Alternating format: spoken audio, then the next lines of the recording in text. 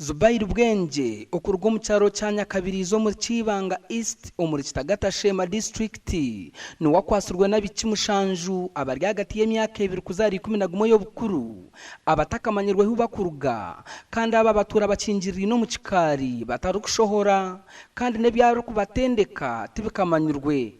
There were children who were being kept in one house for a very long time. For over 6 months they have been here.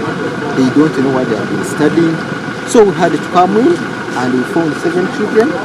Kongamwena bya nasomesa bana ndu bitashire abasomesa by'idini bitari bya government tabakusomesa dini bariyo baba barankari ngabo y'icyo abukuba batakuza mu isomero no kusoma dini.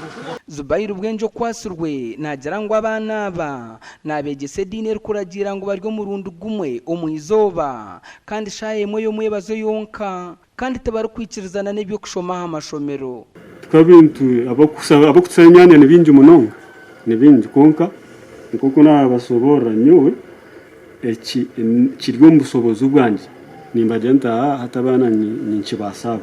Ogu akahanditsa company mu izina rya Imam and Director Daururu Room Makaz Fox Limited arukoreka ngu ekigenderwa cyayo no kuyamba batarukwebaza.